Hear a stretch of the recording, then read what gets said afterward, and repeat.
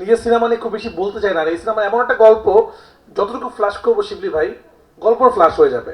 আপনি সিনেমা দেখার পর শিবলি ভাই আপনি নিজে আমাকে ফোন করবেন, আমি বিশ্বাস করি, বলবেন রাফি ভাই আসলে এটা দেশীয় সিনেমা, এবং কেন লিচুর বাগান গান আমরা এখানে প্লেস করছি, বা কেন এরকম হয়েছে, কেন মাস্ক পড়েছে।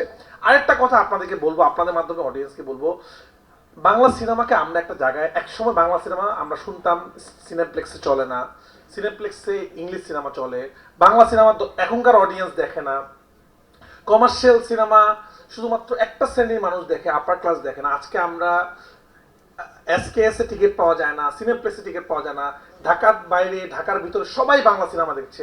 লাস্ট টাইম আমি আমেরিকা গিয়েছিলাম, বাংলা সিনেমা কোনো টিকিট পাওয়া যায় না। এই যে বাংলা সিনেমার জয় জয়কার শুরু হয়েছে, আমরা চেষ্টা করছি ভালো কিছু করার জন্য। তো দয়া করে আমরা যখন সিনেমা বানাবো,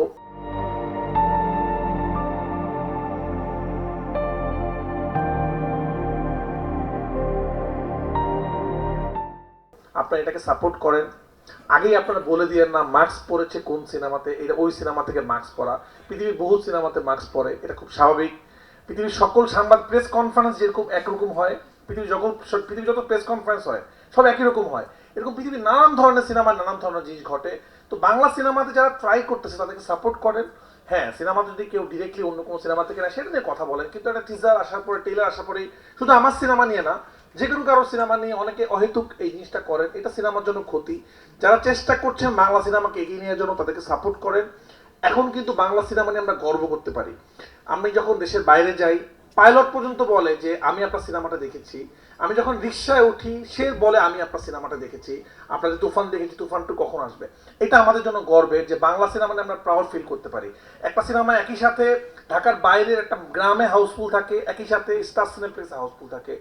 এটা আমাদের জন্য গর্বের। এটাকে আমরা সবাই মিলে কাজ করি, আমরা ইনশাল্লাহ ভালো জায়গায় যেতে পারবো।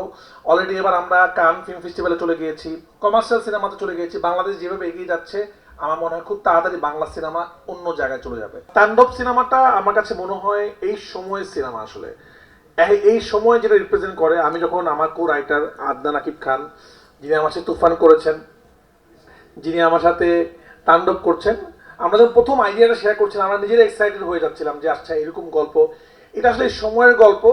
এবং আপনার দেখলে মনে হবে যে আপনার এই টাইমকে দেখছেন। এবং বাংলাদেশে অনেক কথা, অনেক অন্তরে মানুষের মনের কথা, অনেক কিছু আমরা বলার চেষ্টা করেছি সিনেমার মাধ্যমে।